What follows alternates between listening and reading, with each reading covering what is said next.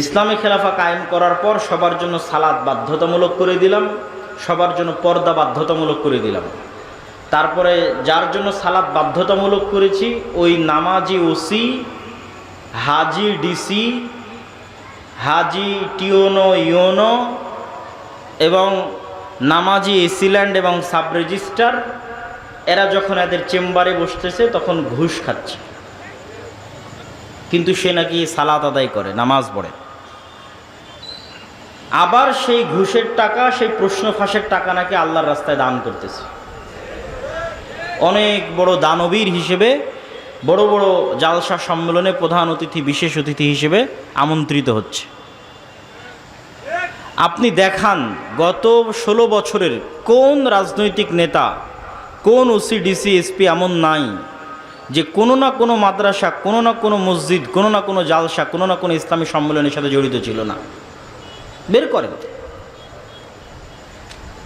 তাহলে তারা ইসলামের আসল অর্থটা বুঝতে পারেনি। এবং যে বুঝতে পারে যে ইসলামের আসল অর্থ কি, সে বলবে এগুলো গণতন্ত্র, সমাজতন্ত্র, এগুলোর দরকার নাই, রাষ্ট্র ক্ষমতা ইসলামকে যেতে দাও, শতভাগ বলবে। কেননা ইসলাম আসলে সর্বপ্রথম আপনারা যারা মাজলুম আছেন, অফিস আদালতে ঘুষ ছাড়া কাজ হয় না, টাকা ছাড়া চাকরি হয় না, বাংলাদেশের কোনো রাজনৈতিক দল এগুলো বন্ধ করতে পারবে না, গণতন্ত্র দিয়ে এগুলো বন্ধ করা সম্ভব নয়। একমাত্র ইসলামই পারবে আপনার যে ন্যায্য অধিকার আছে সেটি আপনাকে ফিরিয়ে দিতে। রাষ্ট্রের যত নাগরিক সুযোগ সুবিধা আছে সমানভাবে প্রত্যেক নাগরিককে সেই সুযোগ সুবিধা প্রদান করা মানে ইসলামের রাষ্ট্র প্রতিষ্ঠা করা, যেটি ওমর রাদিয়াল্লাহু তাআলা আনহু করেছিলেন। এটা ইসলামী রাষ্ট্রের সবচেয়ে ভালো দিক, কিন্তু সেটিকে আমাদের চোখের সামনে আনতে দেওয়া হয় না। এবং আলেম ওলামা, মসজিদ মাদ্রাসা, ইসলামী দল, ইসলামী সংগঠন, তারাও এই বিষয়টার প্রতি ফোকাস করে না। কেন তারা এই বিষয়টার প্রতি ফোকাস করে না? আমার এই বক্তব্য নিয়ে কিছু সমালোচনাও হয়েছে। আমি সত্যবাদিতা এবং ন্যায়পরায়ণতা দ্বারা এইটি বলছি না যে ব্যক্তির মধ্যে তাওহীদ আছে কিন্তু সে সত্যবাদী নয়, ন্যায়পরায়ণ নয়, সে জান্নাতে যাবে না, এ কথা আমি বলছি না। যার অন্তরে তাওহীদ আছে, যে সালাত আদায় করে, সে যদি মিথ্যুক হয়, অন্যায়পরায়ণ হয়, আর আল্লাহর কাছে ক্ষমা চেয়ে নেয়, মানুষের সাথে অন্যায় করে মানুষের কাছ থেকে ক্ষমা চেয়ে নেয়, মানুষ যদি ক্ষমা করে দেয় তো আল্লাহ সুবহানাহু ওয়া তাআলা তাকে জান্নাতে দিবেন। কিন্তু আমি যেটা বলতে চাচ্ছি সেটি হচ্ছে, সালাত যে ব্যক্তি আদায় করে, যার আকীদা বিশুদ্ধ, কিন্তু তারপরেও সে সত্যবাদী নয়, সে তার প্রতিষ্ঠান, ইসলামী দল, সংগঠন, মসজিদ মাদ্রাসা, ব্যক্তি পরিবারে ন্যায়পরায়ণ নয়, তাকে আল্লাহ জান্নাতে দিলেও কোনোদিন রাষ্ট্র ক্ষমতা দিবেন না, রাষ্ট্র ক্ষমতায় যেতে পারবেন না, নেতা হতে পারবেন না। এই জন্য আল্লাহ সুবহানাহু ওয়া তাআলা যত নবী রাসূল পাঠিয়েছেন, সকল নবী রাসূলকে সত্যবাদী, ন্যায়পরায়ণ করে পাঠিয়েছেন। কেন? তাকে তো নেতা হতে হবে। আমার নবী মুহাম্মদ সাল্লাল্লাহু আলাইহি ওয়াসাল্লাম যদি আবু সুফিয়ানের সাথে কখনো মিথ্যা বলতেন, যদি আবু সুফিয়ান রাদিয়াল্লাহু তাআলা আনহুর প্রতি চুল পরিমাণ কোনো জুলম বা অন্যায় করতেন, তাহলে আবু সুফিয়ান রাদিয়াল্লাহু তাআলা আনহু তার নেতৃত্ব মেনে নিতেন না, আর আল্লাহর নবী নিজেও নেতৃত্ব প্রদানে অযোগ্য বলে বিবেচিত হতেন। তো আল্লাহর নবী শুধু মানুষকে ইসলামের সঠিক আকীদার, সালাতের দাওয়াত দেননি, তার ন্যায় নিষ্ঠা এত উঁচু পর্যায়ের ছিল যে তৎকালীন বিশ্বে কোনো রাষ্ট্রনেতা, কোনো কাফের মুশরিক ন্যায় নীতি নিষ্ঠায় আল্লাহর রাসূলকে পার করে চলে যাবে এরকম কেউ জন্ম হয়নি। ফলত সবার মাথা তার সামনে নত থাকত। মাথা নত থাকতো তার ইসলামের দাওয়াতের কারণে নয়, তার ব্যক্তিগত চরিত্রের কারণে। যে মানুষ মিথ্যা বলে না, কারো প্রতি অন্যায় করে না, তার সামনে যদি মাথা নত না থাকে তো কার সামনে মাথা নত থাকবে? আর আল্লাহ সুবহানাহু ওয়া তাআলা যে পুরো পৃথিবী পরিচালনা করছেন, আল্লাহ কি বলেছেন? কুলিল্লাহুম্মা মালিকাল মুলকি তুতিল মুলকা মান তাশা। আল্লাহ হচ্ছে সকল রাজত্বের মালিক, যাকে ইচ্ছা তাকে ক্ষমতা দেন, আর যাকে ইচ্ছা তার কাছ থেকে ক্ষমতা নেন। এটা অনুবাদ নয়।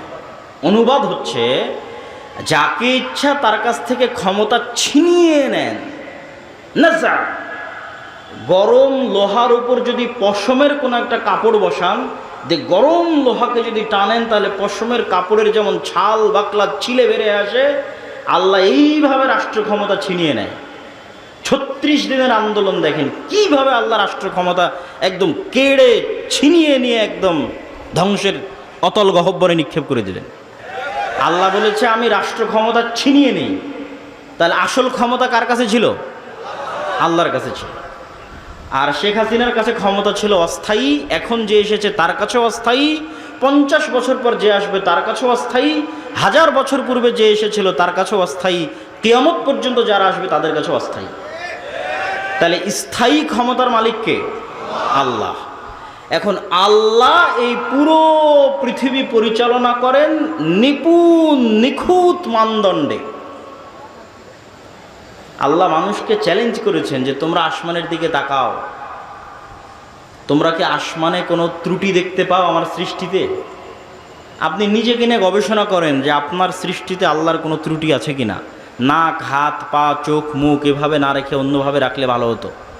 তো এই পুরো পৃথিবী আল্লাহ নিখুঁত নিপুণ মানদণ্ডে চালান। সূর্যের যেভাবে ওঠার কথা, চন্দ্রের যেভাবে ডুবার কথা, ফেরেশতাদের যেভাবে যান কবজ করার কথা, ফেরেশতাদের যেভাবে যান দেওয়ার কথা, নতুন বাচ্চা জন্মদানের কথা, যেখানে বৃষ্টি বর্ষণের কথা, যা যেভাবে আছে সেভাবে অত্যন্ত নিপুণ এবং নিখুঁতভাবে ন্যায়ের সাথে সত্যবাদিতার সাথে পরিচালিত হয়। তাহলে আল্লাহ তার ক্ষমতা ব্যবহার করেন ন্যায়পরায়ণতার সাথে।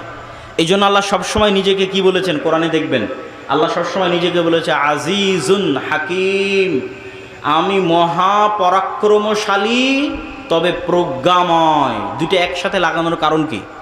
আল্লাহ যদি বলতেন আমি শুধু মহাপরাক্রমশালী, তাহলে যাকে যা ইচ্ছা তখন তাকে তাই করে দিতাম। কিন্তু আমার ক্ষমতা আছে, কিন্তু আমি হাকিম প্রজ্ঞাময়, এই জন্য যা করি ন্যায়ের সাথে করি, যা করি সত্যবাদিতার সাথে করি। তো এখন আপনি ইসলামের নামে, আল্লাহর নামে, আল্লাহর রাষ্ট্র ক্ষমতার অংশ আল্লাহর দয়ায় নেবেন। আল্লাহ আপনাকে দিবে রাষ্ট্র ক্ষমতা, কেননা স্থায়ী ক্ষমতার মালিক আল্লাহ। ইসলামের নামে নেবেন, আল্লাহর নামে নেবেন, আল্লাহ আপনাকে রাষ্ট্র ক্ষমতা দিবে। তো যেই আল্লাহ তার ক্ষমতা প্রয়োগ করতেছেন সত্যবাদিতার সাথে, ন্যায়পরায়ণতার সাথে, ওই দুটো গুণ যদি আপনার সাথে ম্যাচ না করে, খাপ না খায়, তাহলে আপনি আল্লাহর দয়ায় কোনোদিন আল্লাহর প্রদত্ত ক্ষমতা পাবেন না। এই জন্য আপনি যত মসজিদে যান, মাদ্রাসায় যান, ইসলামী দলে যান, ইসলামী সংগঠনে যান, যত বিভেদ আছে, যত গণ্ডগোল আছে, হানাফি কি, আহলে হাদিস কি, যত মত পার্থক্য আছে, এই মত পার্থক্যগুলোর মূলে মাসালা মাসাইল এবং আকিদার যতটা না ভূমিকা আছে। ধরেন দেওবন্দীদের সবার আকিদা এক, তারপরেও শত শত দলে বিভক্ত হয়ে আছে। এক মাদ্রাসা ভেঙে আর এক মাদ্রাসা তৈরি হয়েছে। আহলে হাদিসদের সবার আকিদা এক, তারপরে এক মাদ্রাসা ভেঙে আর এক মাদ্রাসা হয়েছে, এক দল ভেঙে আর এক দল হয়েছে। এই যে আকিদা এবং মাসালা এক হওয়ার পরও যে বিভেদগুলো, এই বিভেদগুলোর মধ্যে ঢুকেন, এই প্রত্যেকটা বিভেদের মধ্যে কারণ আপনি আকিদা মাসালা পাবেন না। কারণ হচ্ছে অন্যায়পরায়ণতা এবং মিথ্যা। হয় যিনি দলের নেতা আমির তিনি অন্যায়পরায়ণ অথবা মিথ্যার আশ্রয় নিয়েছেন, অথবা যারা কর্মী মামুর তার অধীনস্থ তারা অন্যায়পরায়ণ মিথ্যার আশ্রয় নিয়েছে, মানুষের হক যথাযোগ্যভাবে বুঝিয়ে দিতে পারেনি, দায়িত্ব পালনে ন্যায়পরায়ণতা রক্ষা করতে পারেনি। তাহলে আমরা আমাদের এই ছোট ছোট প্রতিষ্ঠানে, ছোট ছোট গণ্ডির মধ্যে আমি ন্যায়ভাবে শাসন করতে পারছি না, সত্যবাদিতার সাথে শাসন করতে পারছি না, তাহলে আল্লাহ কিভাবে আমাকে বিশাল রাষ্ট্রের দায়িত্ব দিবেন? এটা অসম্ভব। এই জন্য আলহামদুলিল্লাহ, মাশাআল্লাহ, আপনাদের মধ্যে সঠিক আকীদা আছে, আমল আছে। কিন্তু মুসলমানেরা যদি চায় যে তাদের রাষ্ট্র ক্ষমতা প্রয়োজন, তাহলে তাদেরকে এই দুইটা জিনিসের প্রতি ফোকাস করতে হবে। আপনি ন্যায়পরায়ণতাকে কখনোই এত হালকাভাবে নিয়েন না, কখনোই না। আপনি মনে করছেন না আমি তো ন্যায়পরায়ণ, আপনি আপনার স্ত্রীর সাথে ন্যায়পরায়ণ কিনা এই বিচারে কিয়ামতের মাঠে ফেসে যাবেন। বাদ দিলাম রাষ্ট্রের কথা, দোকানপাটের কথা, আপনার স্ত্রীর ন্যায্য পাওনা আপনি বুঝিয়ে দিয়েছেন কিনা সঠিকভাবে, এই বিচারে কিয়ামতের মাঠে ফেসে যাবেন। আপনি জানেন বড় বড় আলেম ওলামারা বিবাহ অনেকেই করেননি। কেন করেনি? এই ভয়ে করেনি যে তার স্ত্রীর হক, ন্যায্য হক সে বুঝিয়ে দিতে পারবে কিনা। মানুষের হক খুবই কঠিন, ন্যায়পরায়ণতা প্রতিষ্ঠা করা খুবই কঠিন জিনিস। আপনি মনে করেছেন আমি হয়তো সালাত সিয়াম সব কিছু সঠিক আকিদাতে জান্নাতে চলে গেলাম, কিন্তু বাপের সম্পত্তি বন্টন করার সময় বোনকে ন্যায়পরায়ণতার সাথে বন্টন করে দেন। মানে যেই জায়গায় দামি জমি সেখানে আপনি ভাগ নিয়েছেন, বোনকে দেননি। যেটা দূরে কম দামি আবাদ হয় না সেখানে বোনকে দিয়েছেন। তাহলে এই জমি বন্টনে কি আপনি ন্যায়পরায়ণতা করেছেন? করেননি। তাহলে আপনার মতো দুর্নীতিবাজ চোরকে আল্লাহ রাষ্ট্র ক্ষমতা দিবে আল্লাহর দয়ায়? অসম্ভব। আল্লাহর দয়ায় রাষ্ট্র ক্ষমতা পাবেন না। জোর করে মারামারি করে রাষ্ট্র ক্ষমতা সেটা ভিন্ন জিনিস। আমরা আলোচনা করছি ইসলাম রাষ্ট্র ক্ষমতায় যাবে কার দয়ায়? আল্লাহর দয়ায়। তো আল্লাহর দয়ায় ইসলাম যদি রাষ্ট্র ক্ষমতা যায়, তো মুসলমানদেরকে কি হতে হবে? মুখে বলতে হবে সত্য, কাজে হতে হবে ন্যায়পরায়ণ। পরিবারে, সমাজে, প্রতিষ্ঠানে, রাষ্ট্রে। এমনি দেশ চেঞ্জ হয়ে যাবে। একদিনে দেশ পরিবর্তন হওয়া সম্ভব, একদিনে। যারা রাষ্ট্র ক্ষমতায় আসে এরা অল্প সময়ের জন্য আসে, আর স্থায়ী থাকে কারা? ওই যে পুলিশ হাসিনার আমলে ছিল এখনও আছে, যে আর্মি হাসিনার আমলে ছিল সে এখনও আছে, সচিবালয়ে যে সচিব ডিসি ওসি হাসিনার আমলে ছিল বদলি হতে পারে, কিন্তু ওরাই আছে। এরা হচ্ছে রিটায়ার্ড না হওয়া পর্যন্ত এরা থাকবে। তাহলে আসল ক্ষমতা কাদের হাতে? ওদের হাতে না, আসল ক্ষমতা ওদের হাতে।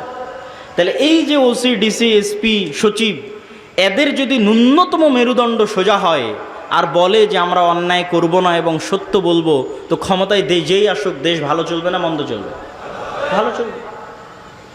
কিন্তু তাদের সেই শক্ত মেরুদণ্ড নাই। আমরা ওই শক্ত মেরুদণ্ডওয়ালা প্রজন্ম তৈরি করতে পারিনি। সবাই টাকার কাছে বিক্রি, অর্থের কাছে বিক্রি, অথচ তারা সবাই দাবি করে সে অনেক বড় হাজি, অনেক বড় নামাজি, অনেক বড় দানবীর, বড় বড় জালসার প্রধান অতিথি, বড় বড় জালসার বিশেষ অতিথি। এগুলো ইসলাম নয়। আপনাকে সত্যবাদী এবং ন্যায়পরায়ণ হতে হবে যদি আপনি মুসলমানদের সম্মান রক্ষা করতে চান, ইসলামের সম্মান রক্ষা করতে চান। আর সত্যবাদিতা এবং ন্যায়পরায়ণতার উপর এতটা গুরুত্ব আমি কেন দিচ্ছি এখনকার ইদানিং বক্তব্যে, এত সমালোচনার পরে? ওয়াতাম্মাত কালিমাতু রাব্বিকা সিদকাও ওয়া আদলা।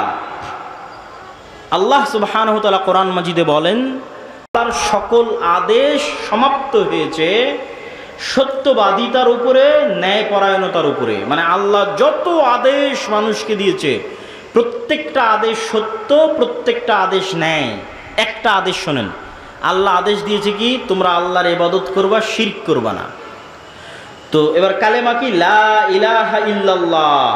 আল্লাহ ব্যতীত ইবাদতের যোগ্য কোনো সত্য মাবুদ নাই। মানে আল্লাহ ব্যতীত যে মাবুদগুলোর ইবাদত করা হয় এদের মধ্যে দুইটা গুণ আছে। এক, ওরা মিথ্যা, আর দুই, ওরা ইবাদতের অযোগ্য। তো যেটা ইবাদতের অযোগ্য ওটাই অন্যায়পরায়ণতা, ওটাই জুলম, আর ওটাই মিথ্যা। আর সত্য কোনটা? একমাত্র সত্যকে আল্লাহ। আর একমাত্র ইবাদতের যোগ্য ন্যায় কোনটা? আল্লাহর ইবাদত করা। এবং এটা হাদিসেও আছে। রাসূলুল্লাহ সাল্লাল্লাহু আলাইহি ওয়াসাল্লাম বলছেন, তোমরা কি জানো আল্লাহর হক মানুষের উপরে কি, আর মানুষের হক আল্লাহর উপরে কি? তো আল্লাহর হক মানুষের উপর হচ্ছে যে মানুষ ন্যায়পরায়ণ হবে আল্লাহর সাথে, যে ইবাদত আল্লাহ ব্যতীত অন্য কারো করবে না। এটা আল্লাহর সাথে ন্যায়পরায়ণতা, এটা আল্লাহর সাথে সত্যবাদিতা। এরকম করে ধরে ধরে ইসলামের প্রত্যেকটা হুকুমের মধ্যে সত্য আছে, ন্যায় আছে।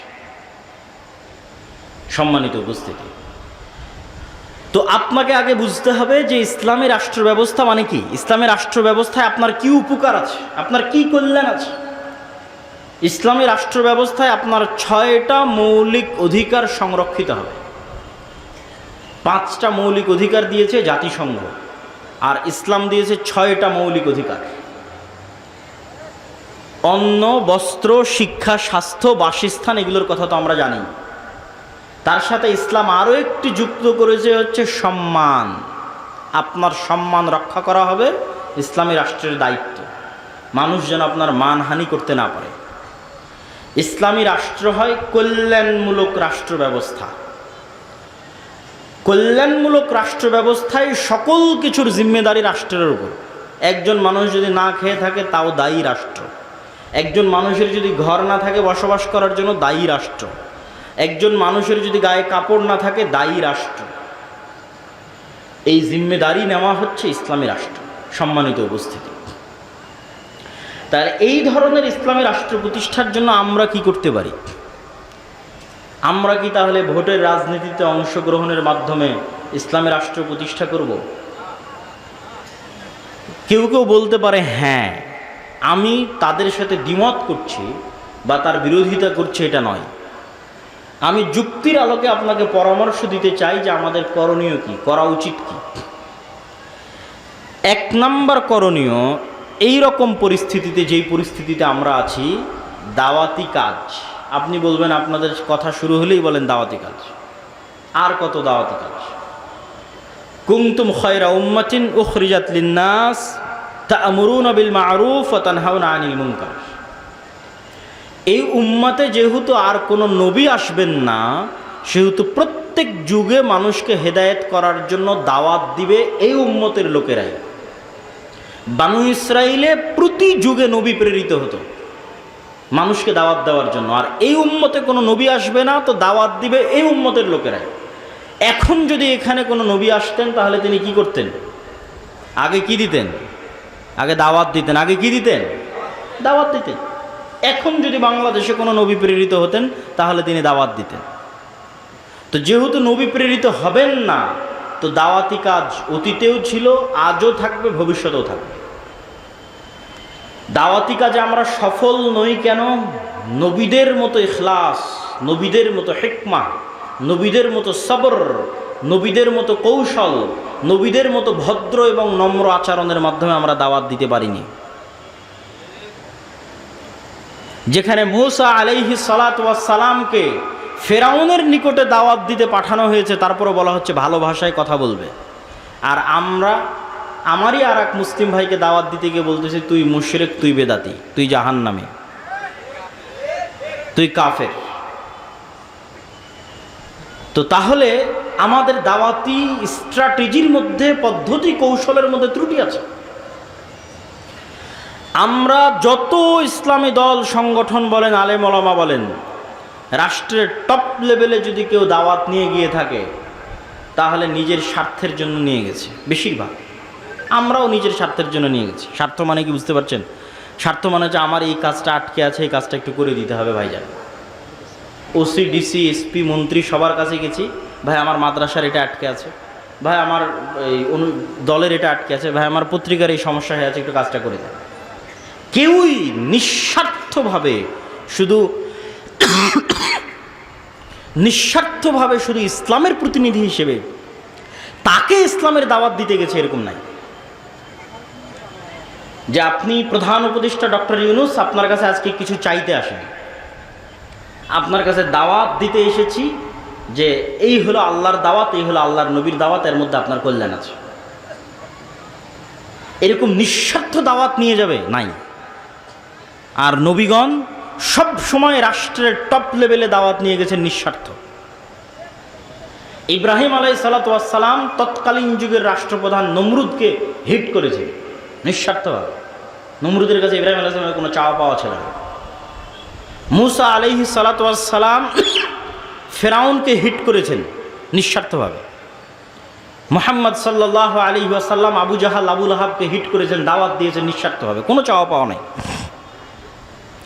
চাওয়া পাওয়া না থাকার মাত্রাটা দেখেন, যে মুহাম্মদ সাল্লাল্লাহু আলাইহি ওয়াসাল্লাম যখন মাজলুম মক্কার মাটিতে, যখন তাকে সহযোগিতা করার মতো কেউ নাই, তখন আবু জাহাল মুহাম্মদ সাল্লাল্লাহু আলাইহি ওয়াসাল্লামকে প্রস্তাব দিচ্ছে যে আসো ক্ষমতা ভাগাভাগি করি, 1 বছর তোমার আল্লাহর ইবাদত হবে, আর 1 বছর আমাদের মূর্তির পূজা হবে।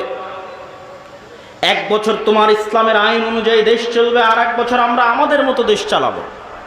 রাসূলুল্লাহ সাল্লাল্লাহু আলাইহি ওয়াসাল্লাম সেই দিন কি বলেছিলেন? লাকুম দীনুকুম ওয়ালিয়া দীন, লা আ'বুদু মা তা'বুদুন।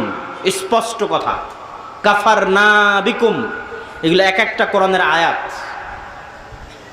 কি বললেন? তোমাদের দিন তোমরা পালন করো, আমাদের দিন আমাকে আমার মতো পালন করতে দাও।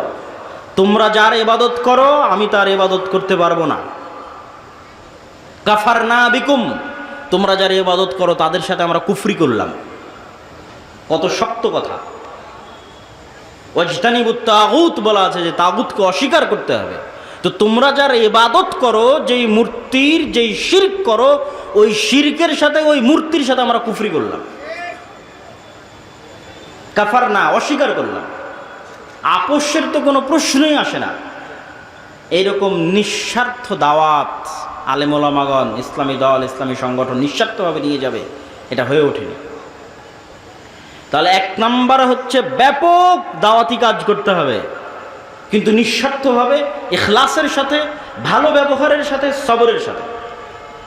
900 বছর দাওয়াত দিয়েছে নূহ আলাইহিস সালাতু ওয়াস সালাম। আমরা 16 বছরই ক্লান্ত হয়ে গেছি। দাওয়াত দিতে হবে। 2 নম্বর কাজ কি?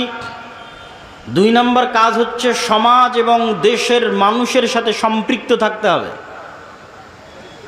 আজকে আলেম ওলামা, মসজিদ মাদ্রাসা, সমাজ বিচ্ছিন্ন, ডিসকানেক্টেড ফ্রম দ্য সোসাইটি। সমাজের সাথে তাদের কোনো কানেকশন নাই। আমাদের কাজ কি? আমরা ঘরে বসে বই লিখব, গবেষণা করব, ক্যামেরার সামনে একটা ভিডিও রেকর্ড করব, অনলাইনে কোর্স পরিচালনা করব, বিশ্ববিদ্যালয় মাদ্রাসায় টিচারি করব। সমাজ আর দেশ জান্নাতে গেল কি জাহান্নামে গেল দেখে লাভ নাই। অথচ আমাদের নবী মুহাম্মদ সাল্লাল্লাহু আলাইহি ওয়াসাল্লাম না বই লেখা জানতেন, না বই পড়া জানতেন। তাহলে আমার নবী গবেষকও ছিলেন না, আমার নবী লেখকও ছিলেন না, আর আমার নবী পিএইচডি ডিগ্রিধারীও ছিলেন না, আর আমার নবী কোনো বিশ্ববিদ্যালয় মাদ্রাসায় চাকরিও করতেন না। তাহলে তিনি আল্লাহর কাছ থেকে জ্ঞান নিয়ে, মানে কোরআন শিখে 5 ওয়াক্ত সালাত আদায় বাদে বাকি সময় মানুষের পিছনে দিতেন।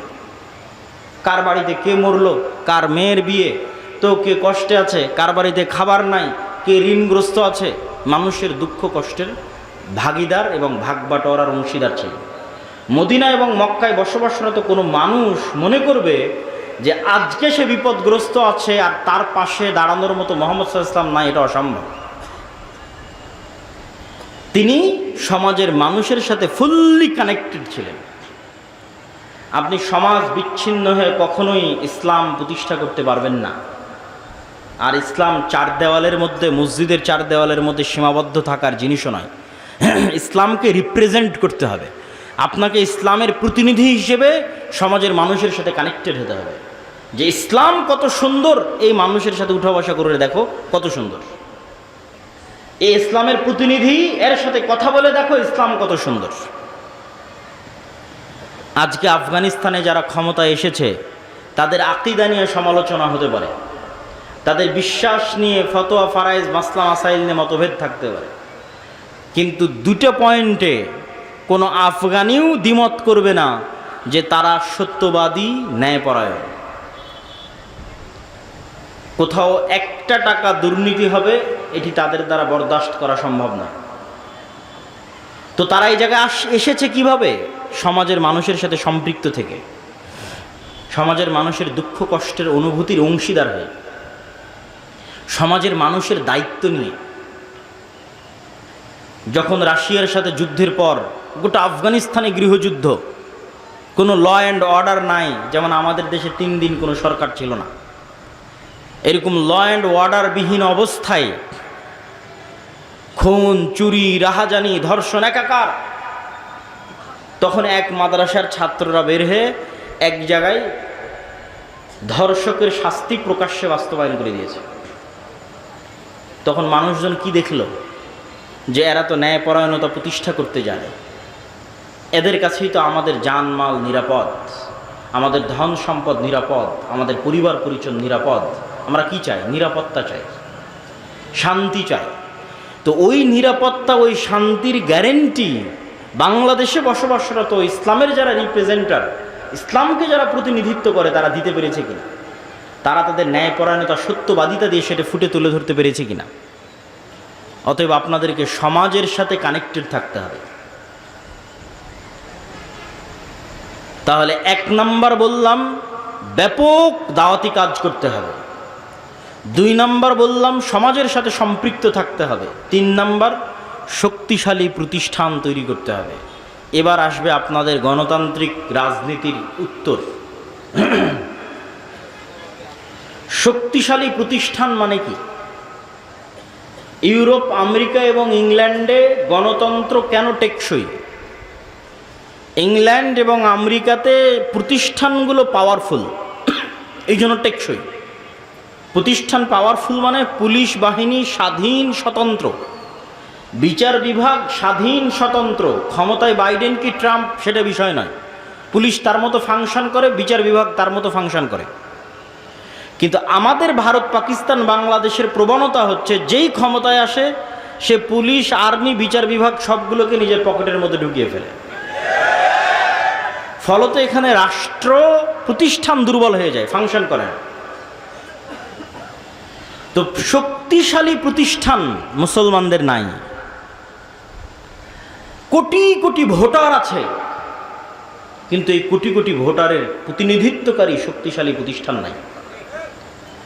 আপনি শক্তিশালী প্রতিষ্ঠানের, বেসরকারি শক্তিশালী প্রতিষ্ঠানের দু একটা উদাহরণ নেন। যখন প্রধানমন্ত্রী হাসিনা বিদায় নিল তখন অটোমেটিক ট্রানজিশন অফ পাওয়ার, পাওয়ারের হস্তান্তর, এটিই নিয়ম যে যখন রাষ্ট্র অকার্যকর তখন রাষ্ট্রে অবস্থানরত শক্তিশালী প্রতিষ্ঠানগুলোর কাছে ক্ষমতা চলে যায়। তো বাংলাদেশের সবচেয়ে শক্তিশালী প্রতিষ্ঠান হচ্ছে আর্মি। তো ফলত যখন প্রধানমন্ত্রী হাসিনা বিদায় নিয়েছে তখন অটোমেটিক ক্ষমতা চলে গেছে আর্মির কাছে। আরও অসংখ্য শক্তিশালী প্রতিষ্ঠান আছে। প্রথম আলো একাই একটা শক্তিশালী প্রতিষ্ঠান, ডেইলি স্টার একাই একটা শক্তিশালী প্রতিষ্ঠান, ব্র্যাক একাই একটা শক্তিশালী প্রতিষ্ঠান, গ্রামীণ ব্যাংক একাই একটা শক্তিশালী প্রতিষ্ঠান, মানবাধিকার সংস্থা অধিকার একাই একটা শক্তিশালী প্রতিষ্ঠান। তাহলে যখন রাষ্ট্র অকার্যকর তখন অটোমেটিক রাষ্ট্রের ক্ষমতা এই প্রতিষ্ঠানগুলোর কাছে চলে গেছে। আমাদের কোটি কোটি ভোটার আছে, কিন্তু আমাদের প্রতিনিধিত্ব করবে এরকম শক্তিশালী মিডিয়া নাই, আমাদের প্রতিনিধিত্ব করবে এরকম শক্তিশালী অর্থনৈতিক প্রতিষ্ঠান নাই, এরকম শক্তিশালী মানবাধিকার সংস্থা নাই যে মুসলমানদের প্রতিনিধিত্ব করবে। না হলে 5ই আগস্টের চাইতে সুবর্ণ সুযোগ মুসলমান বা ইসলাম ক্ষমতায় যাবে, এর যে সুবর্ণ সুযোগ অতীতেও কোনোদিন আসেনি, পরে আসাও কঠিন। তাহলে কেন পারেননি? কোটি কোটি ভোটার থাকার পরেও কেন পারেননি? আপনাদের কারো, এত ইসলামী দলের, এত ইসলামী সংগঠনের কারো শক্তিশালী প্রতিষ্ঠান ছিল না। তাহলে কোটি কোটি ভোটার দিয়ে আপনি কি করবেন যদি শক্তিশালী প্রতিষ্ঠান না থাকে? এইরকম 5ই আগস্ট প্রত্যেক 20 বছর, 25 বছর, 30 বছর পর আসবে। কালকেই আপনাকে ভোট করে ক্ষমতায় যেতে হবে 5 বছরের জন্য, 3 বছরের জন্য, 4 বছরের জন্য। এটি স্বল্প মেয়াদী পরিকল্পনা। আপনি দীর্ঘমেয়াদে পরিকল্পনা করেন, 50 বছর পর, 100 বছর পর আপনি বাংলাদেশের মাটিতে ইসলামকে বিজয়ী দেখতে চান, তার জন্য কি করা লাগবে সেটা ভাবেন। কাল ক্ষমতায় চলে যাবে এই আকাশ কুসুম কল্পনা 100 বছর থেকে আমাদের হিস্ট্রি পড়া আছে। ইসলামিক খেলাফার পতন থেকে নিয়ে 100 বছর পার হয়ে গেছে। একটা থিওরি পরীক্ষা করার জন্য 100 বছর যথেষ্ট। অ্যাজ এ থিওরি ডেমোক্রেসি ইসলাম প্রতিষ্ঠার মাধ্যম হিসেবে পৃথিবীতে এখন পর্যন্ত ব্যর্থ 100 বছর। তো 100 বছর যথেষ্ট। আমি যদি একটু বেশি করে বলি তাহলে অনেকেই কষ্ট পায়, তো একটু বেশি করে বলি, অত বেশি করে বলবো না, একটু বেশি করে বলি। 15 বছর বা 16 বছর যে আপনারা ফ্যাসিজম বলছেন, এই ফ্যাসিজমে আয়নাঘর ছিল, গুম ছিল, খুন ছিল, দুর্নীতি ছিল। তো আপনি বলেন তো এই 16 বছর ফ্যাসিজম কিসের নামে চলেছে? গণতন্ত্রের নামে চলেছে। কিসের নামে চলেছে বলেন? গণতন্ত্রের। এই 16 বছর ফ্যাসিজম সেকুলারিজম, ধর্মনিরপেক্ষতাবাদের নামে চলেছে না অন্য কোনো নামে চলেছে? হ্যাঁ, ধর্ম যার যার, উৎসব সবার, এটা কিসের স্লোগান? সেকুলারিজমের স্লোগান না, ধর্মনিরপেক্ষতাবাদের স্লোগান। তাহলে ধর্মনিরপেক্ষতাবাদের নামে চলেছে, সেকুলারিজমের নামে চলেছে, লিবারেলিজমের নামে চলেছে। তাহলে আপনাকে এই জিনিসটা বুঝতে হবে। এটা বললে বক্তব্য অনেক ভারী হয়ে যায়। আপনাকে এই জিনিসটা বুঝতে হবে যে গত 16 বছর আয়নাঘর গণতন্ত্র আর ধর্মনিরপেক্ষতাবাদ বানিয়েছে।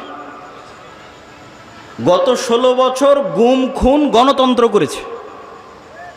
গত 16 বছর গুম খুন সেকুলারিজম করেছে। সেকুলার সিস্টেম ডেমোক্রেটিক সিস্টেম করেছে, কোনো ব্যক্তি করেনি। ওই সিস্টেম এখনো আছে। ওই সিস্টেম এরকম আবারও জালেম তৈরি করবে, আবারও এরকম স্বৈরাচার তৈরি করবে। আজ থেকে কারো হায়াত যদি 30 বছর আল্লাহ বাড়িয়ে দেয়, আর আমারও হায়াত যদি আল্লাহ বাড়িয়ে দেয়, তো 30 বছর পর স্মরণ করবেন, বলেছিলাম এই সিস্টেম আবারও জালেম তৈরি করবে। কেন? এটা হচ্ছে পাশ্চাত্য বিশ্বের সুবিধা, যে আমাদের সিস্টেম টিকে থাক, সবার রাগ নির্দিষ্ট ব্যক্তির উপর উঠুক। তো সবার রাগ নির্দিষ্ট ব্যক্তির উপর উঠে গেছে, নির্দিষ্ট ব্যক্তি পালিয়ে গেছে, সবাই ঠান্ডা হয়ে গেছে, কিন্তু সিস্টেম কিন্তু টিকে গেছে। তাহলে আপনাকে বুঝতে হবে যে এই যে বৈষম্য বিরোধী ছাত্র আন্দোলনে যদি 1700 নিহত হয়ে থাকে, তাহলে 1700 জনকে হত্যা করেছে কে বলেন তো? একটু জোরে বলেন দেখি, কে? এই 1700 জনকে হত্যা করেছে গণতন্ত্র এবং ধর্মনিরপেক্ষ মতবাদ। অনেক অনেক কঠিন কথা বলে দিলাম, কিন্তু এটিই সত্য। এটা যত দ্রুত মুসলমানেরা বুঝবে, তা আপনি তাহলে কি বলছেন তাহলে আপনি এই সিস্টেমকে অমান্য করে উপরে ফেলে দিবেন? এটা কখনোই বলিনি। কেননা আমরাই আপনাদের সামনে বক্তব্য দিয়েছি যে চলন্ত যার কাছে ক্ষমতা আছে, রাষ্ট্র ক্ষমতা আছে, তাকে আনুগত্য করতে হবে। আমরাই বক্তব্য দিয়েছি, এবং সেটার বিরুদ্ধে বিদ্রোহ করাকে আমরা খারিজি মতবাদ বলেছি। কিন্তু সমাধানের রাস্তা কোনটা? সমাধানের রাস্তা ওইটা। সেটা হচ্ছে মানুষ অবশ্যই বুঝবে যে এই সিস্টেম জালেম তৈরি করে, এই সিস্টেম স্বৈরাচার তৈরি করে, এই সিস্টেম দুর্নীতিবাজ তৈরি করে, এই সিস্টেম আমাদেরকে মাজলুম করে। কিন্তু এই সিস্টেমের বিরুদ্ধে শক্ত আওয়াজ তোলার জন্য আপনাদের প্রতিষ্ঠান লাগবে। এরকম 100 বছরও যদি রাজনীতি করেন, ভোট করেন, তো ওই পাওয়ার অর্জন করতে পারবেন না যেই পাওয়ার একটা প্রতিষ্ঠানের থাকে, শক্তিশালী প্রতিষ্ঠানের থাকে। সম্মানিত উপস্থিতি, তাহলে আপনাদেরকে দিক নির্দেশনামূলক কি বললাম? 1 নাম্বার বলেছি ব্যাপক দাওয়াতি কাজ করতে হবে। 2 নাম্বার বলেছি সমাজ এবং দেশের সাথে সম্পৃক্ত থাকতে হবে। 3 নাম্বার বলেছি শক্তিশালী প্রতিষ্ঠান তৈরি করতে হবে। 4 নাম্বার পয়েন্টটা আগে সংক্ষিপ্ত আলোচনা করেছি, একটু আলাদা পয়েন্ট আকারে এখন বলি। 4 নাম্বার পয়েন্ট হচ্ছে, এখন আপনার কাছে যত ছোটোখাটো প্রতিষ্ঠান আছে, যত ছোটোখাটো মসজিদ আছে, মাদ্রাসা আছে, দল আছে, সংগঠন আছে, এইগুলোতে ন্যায়পরায়ণতা, সত্যবাদিতা প্রতিষ্ঠা করেন। যে কোনো একটা ছোট্ট মাদ্রাসায় ন্যায়পরায়ণতা, সত্যবাদিতা প্রতিষ্ঠা করেন, আল্লাহ কবুল করলে ওই মাদ্রাসা থেকে রাষ্ট্র ক্ষমতায় পৌঁছে দেবে। বেশি কিছু লাগবে না, এই 2টা গুণ লাগবে। একটা ছোট্ট সংগঠনের মধ্যেও যদি ন্যায়পরায়ণতা, সত্যবাদিতা প্রতিষ্ঠা হয়, আল্লাহ ওখান থেকেই রাষ্ট্র ক্ষমতায় পৌঁছে দেবে। কিন্তু সত্যবাদিতা এবং ন্যায়পরায়ণতা ছাড়া রাষ্ট্র ক্ষমতায় যাওয়ার জন্য আল্লাহ সুবহানাহু ওয়া তাআলার দয়ায় কোনো সুযোগ নেই।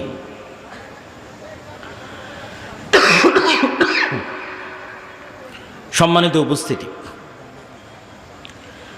তাহলে আমরা আমাদের আলোচনার শেষের দিকে চলে আসি যে এই পরিবর্তিত পরিস্থিতিতে স্কুল, কলেজ, বিশ্ববিদ্যালয় সহ দেশব্যাপী যে দাওয়াতি কাজের পরিবেশ তৈরি হয়েছে, এই দাওয়াতি কাজের পরিবেশকে আল্লাহর পক্ষ থেকে নিয়ামত মনে করতে হবে, আল্লাহর পক্ষ থেকে দয়া মনে করতে হবে।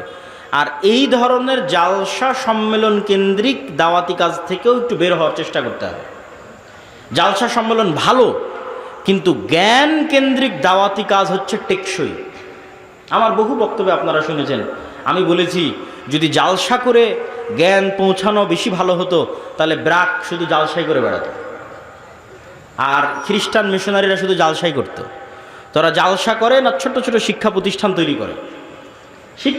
তৈরি করে, জ্ঞানের যে রাস্তাগুলো, সিলেবাস কারিকুলামের যে রাস্তাগুলো, সেগুলোতে তারা অগ্রগামী, তারা সেগুলোর অন্তর্ভুক্ত হয়ে আছে। সম্মানিত উপস্থিতি, আল্লাহ সুবহানাহু ওয়া তাআলা আমাদেরকে এই যে সংক্ষিপ্ত বক্তব্য আপনাদের সামনে তুলে ধরলাম, এই সংক্ষিপ্ত বক্তব্য বুঝার এবং এই সংক্ষিপ্ত বক্তব্যের প্রতি আমল করার, এবং দেশব্যাপী, পুরো পৃথিবীব্যাপী মুসলমানদের একটা বিপ্লব তৈরি করার তৌফিক দান করুক, আল্লাহুম্মা আমিন। আমি বক্তব্য লম্বা করতে চাচ্ছি না, অল্প কথায় যতটুকু তুলে ধরেছি ততটুকুর প্রতি যদি আপনারা আমল করেন, আপনারা মূল্যায়ন করেন, এতেই আল্লাহ সুবহানাহু ওয়া তাআলা বরকত দিবে। তো আমি আমার সংক্ষিপ্ত বক্তব্য এখানেই শেষ করছি। আমাদের বই পুস্তক যে আলহামদুলিল্লাহ সুম্মা আলহামদুলিল্লাহ সুম্মা আলহামদুলিল্লাহ, বাংলাদেশি বা ভারতীয় বিশাল এক ষড়যন্ত্রের পথকে অতিক্রম করে আমরা মদিনা ইসলামী বিশ্ববিদ্যালয়ের সাথে মুআদালা করতে সক্ষম হয়েছি, আলহামদুলিল্লাহ। এটা আমাদের কাছে এক প্রকার জিহাদের মতো ছিল, এবং যখন আমাদের বিরুদ্ধে ষড়যন্ত্র বেশি হচ্ছিল তখন আমরা সিদ্ধান্ত নিয়েছিলাম যে মদিনা ইসলামী বিশ্ববিদ্যালয়ের সাথে মুআদালা করতে দিবে না, তাহলে বাংলাদেশে আমরা মদিনা ইসলামী বিশ্ববিদ্যালয় বানাবো ইনশাআল্লাহ। তো বাংলাদেশে মদিনা ইসলামী বিশ্ববিদ্যালয় বানানো হবে এই মর্মে মূলত সৌদি আরব থেকে শিক্ষকদের নিয়ে আসা শুরু, ভারত থেকে শিক্ষকদের নিয়ে আসা শুরু। এই উদ্যোগ আগে ছিল না আমাদের। যখন আমাদেরকে বাধা প্রদান করা হয়েছে তখন আমরা তার চেয়ে বড় স্বপ্ন দেখেছি, এবং আলহামদুলিল্লাহ আল্লাহ সুবহানাহু ওয়া তাআলা যেন আমাদেরকে এই রকমই বড় মন মানসিকতায় থাকার তৌফিক দান করেন, আল্লাহুম্মা আমিন। আব্দুর রাজ্জাক বিন ইউসুফ বারবার বলেন যে আমি কখনো পিছনে তাকিয়ে দেখিনি যে আমাকে একজন বাধা দিচ্ছে তো চলো আমিও ওর বিরুদ্ধে লাগি, না, সে আমাকে বাধা দিচ্ছে তো আমি তার চেয়ে বড় কি করতে পারি, আল্লাহ আমাকে সেই তৌফিক দান করে। এই যে বড় মন মানসিকতা নিয়ে সামনে আগানো, এটি যেন আল্লাহ আমাদের অব্যাহত রাখে এবং কবুল করে, আল্লাহুম্মা আমিন। তো জামিয়া সালাফিয়ার মতো এরকম বৃহৎ প্রতিষ্ঠান থেকে এরকম বড় বড় আলেমদের তত্ত্বাবধানে মাসিক আল ইতিসাম নামে একটি পত্রিকা প্রকাশিত হয়, হয়তো আজকের বইয়ের স্টলগুলোতেও থাকতে পারে, যেখানে আমি নিজেও নিয়মিত লিখি। এই মাসের সম্পাদকীয়তে আছে যে ইসলামের সামগ্রিক বিজয় কিভাবে সম্ভব, আপনারা পড়ে দেখতে পারেন। খুবই গুরুত্বপূর্ণ কিছু পয়েন্ট তুলে ধরা আছে। তো আদ-দাওয়া ইলাল্লাহর কথা বললাম, জামিয়া সালাফিয়ার কথা বললাম, মাসিক আল ইতিসামের কথা বললাম।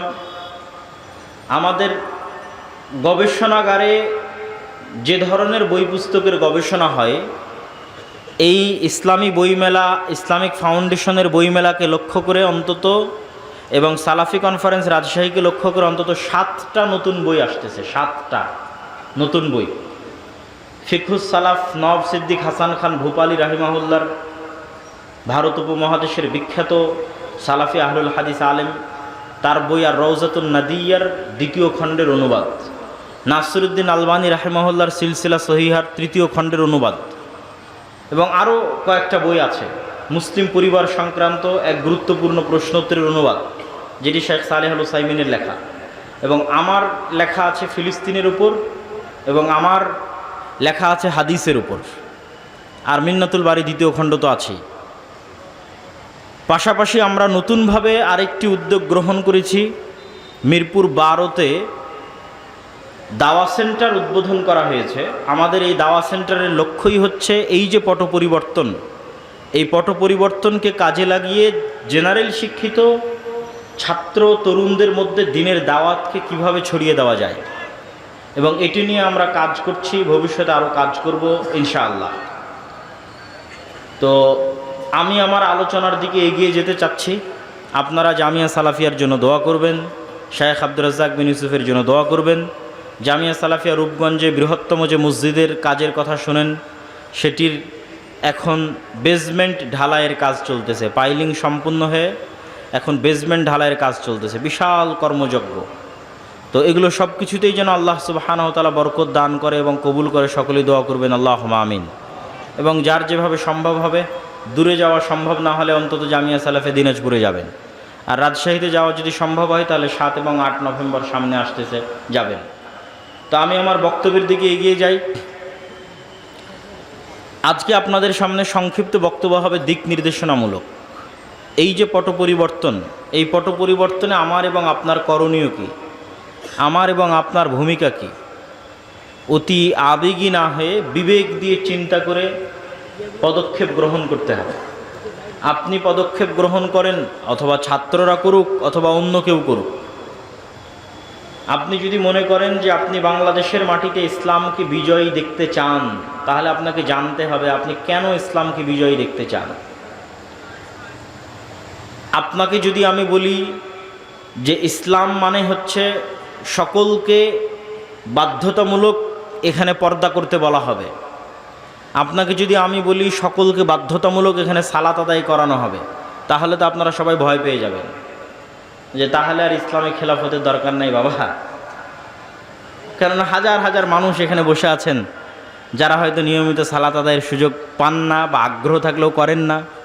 হাজারো মানুষ আছে যারা হয়তো মুখে দাড়ি রাখেননি, তখন ভয় পাবেন, থাক ওই ইসলামে খেলাফত দরকার নেই, গণতন্ত্র আছে, গণতন্ত্রই থাক। কিন্তু আপনাকে জানতে হবে যে এর ঊর্ধ্বে উঠেও, এই ইবাদাহ এবং হুকুম আহকামের ঊর্ধ্বে উঠেও ইসলামী খেলাফতের আরেকটি চেহারা আছে, যেটি আজকের আন্তর্জাতিক বিশ্ব আপনাকে দেখতে দিতে চায় না। আন্তর্জাতিক বিশ্ব আপনাকে বুঝাতে যায়, দেখো ইসলামী খেলাফা মানে এভাবে রজম করে হত্যা করা হবে, ইসলামী খেলাফা মানে এইভাবে তোমাদের হাত কাটা হবে। মানে জাস্ট ভীতিকর চেহারাটা জনগণের সামনে তুলে ধরা, যেন মানুষ কখনোই অন্তর থেকে জাস্ট মুখে তাকবীর দেওয়ার সময় আছে, কিন্তু বাস্তবে চাওয়ার সময় কেউ চাইবে না যে এখানে ইসলামী খেলাফা প্রতিষ্ঠিত হোক। কিন্তু ইসলামী খেলাফা বা ইসলামী রাষ্ট্র ব্যবস্থার একটা পজিটিভ দিক আছে, এটা এখন আমাদের আলোচনা করতে হবে, জানতে হবে, এটা জানার সুযোগ মানুষের মধ্যে আগ্রহ আছে। এখন মানুষ 16 বছরের ফ্যাসিজম দেখেছে, দুর্নীতি দেখেছে, অন্যায় অত্যাচার গুম খুন দেখেছে। এখন মানুষ মনে করছে আমরা ভালো একটা অবস্থার দিকে এগিয়ে যাব, কিন্তু সত্যি বাস্তবেই কি ভালো একটা অবস্থার দিকে এগিয়ে যাওয়া সম্ভব? যেতে চাইলে কিভাবে সম্ভব? তো ইসলামী খেলাফা এবং রাষ্ট্র ব্যবস্থার দুটো মৌলিক মূলনীতি আপনাদের সামনে তুলে ধরি। এক, ইসলামী খেলাফা বা ইসলামী রাষ্ট্র মানে সেখানে শতভাগ সত্যবাদিতা থাকবে, সেখানে শতভাগ ন্যায়পরায়ণতা থাকবে। শতভাগ সত্যবাদিতা এবং শতভাগ ন্যায়পরায়ণতা দ্বারা আমি কি বুঝাচ্ছি? শতভাগ সত্যবাদিতা এবং ন্যায়পরায়ণতা দ্বারা বুঝাচ্ছি যে আজকে আমরা নীলফামারীতে সবাই মিলে ঘোষণা করলাম যে এখানে আমরা ইসলামী খেলাফা কায়েম করলাম।